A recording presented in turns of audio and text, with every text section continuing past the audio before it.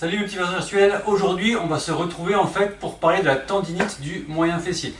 Alors je vais vous expliquer ce que c'est, comment c'est possible, comment la reconnaître et aussi qui est le plus souvent touché et enfin comment la soigner. Bref, on va parler de plein de choses super intéressantes qui vous seront bien utiles. Mais avant, si vous aimez ce que je vous fais, n'hésitez pas à liker, à partager, il ne faut pas être égoïste avec les bons plans, à commenter et à nous faire part un petit peu de vos ressentis, si vous en avez déjà eu, ce qui s'est passé, comment vous vous souvenez, etc. C'est toujours hyper intéressant à savoir et moi ça peut m'aider à rebondir sur d'autres sujets que je peux traiter avec vous pour vous aider du mieux que je peux. Donc comme je vous le disais à l'instant, je vais vous expliquer grossièrement ce que c'est que la tendinite du moyen fessier, ça sert à rien qu'on rentre trop dans les détails, c'est juste pour que vous puissiez la reconnaître ou vous familiariser un petit peu avec.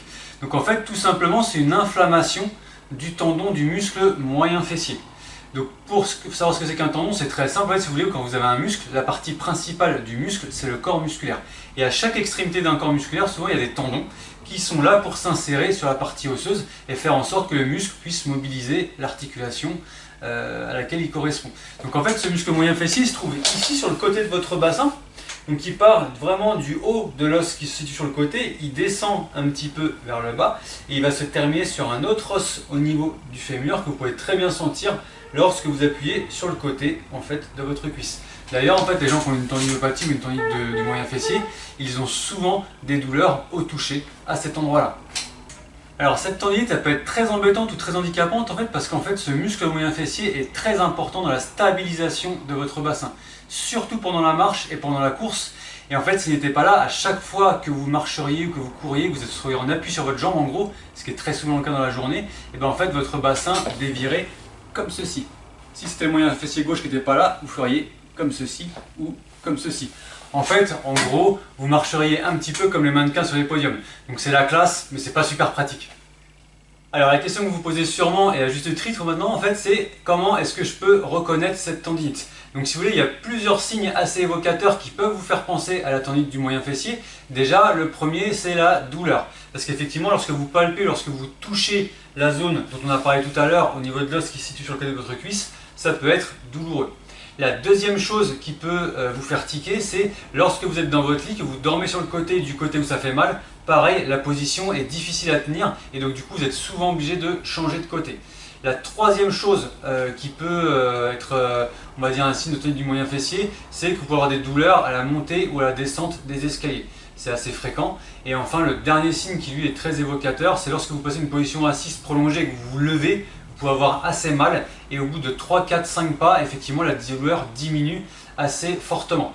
Donc voilà, vous avez tous les éléments possibles concernant la douleur ou concernant les signes pour reconnaître la tendinite du moyen fessier. Bon bah voilà pour les symptômes que vous pouvez ressentir, mais du coup ce qui va être intéressant maintenant pour les sportifs, c'est justement par rapport à l'activité sportive, qu'est-ce qu'on fait? On se repose? Et bien en fait pas du tout, on ne s'arrête pas. L'arrêt complet n'est tout simplement pas efficace pour la tendinite du moyen fessier, donc le mieux c'est que vous gardiez une certaine activité sportive, mais attention, ne prévoyez pas un entraînement super intensif si vous avez une tendinite du moyen fessier. C'est-à-dire qu'en fait il va falloir vraiment moduler, être à l'écoute de ce que vous ressentez, ne pas trop forcer, si la douleur augmente, vous arrêtez. Donc le mieux c'est effectivement de diminuer la charge d'entraînement, voire même de le modifier complètement.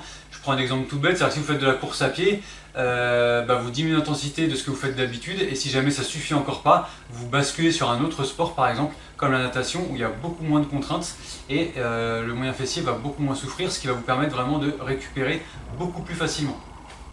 Alors je peux encore vous donner quelques petits conseils quand même pour le sport, c'est par exemple essayer d'éviter tout ce qui est saut, donc vraiment tout ce qui est sport style hand, ou sport il va y avoir une grosse charge sur le bassin, hand, volley, foot, etc.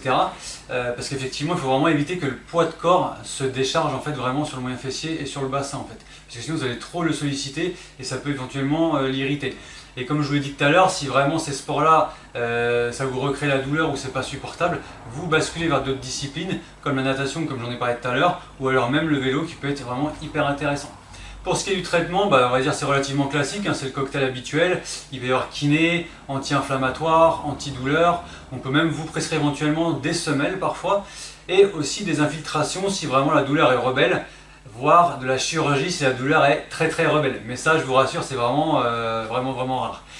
Donc du coup, vous pouvez aussi passer par votre ostéopathe, c'est très fréquent. L'ostéopathe, lui, va se charger de redonner de la mobilité un petit peu aux structures ou aux articulations qui se trouvent en dessous ou au-dessus. On va essayer de drainer aussi pour limiter un petit peu l'inflammation en complément du traitement que vous avez, du kiné, du médecin, etc. Ce qui peut s'avérer vraiment très efficace. Voilà, donc maintenant vous savez tout sur la tendinopathie du moyen fessier. J'espère que cette vidéo vous aura aidé, vous aura été utile. Et en attendant, je vous souhaite une super bonne journée. Prenez soin de vous.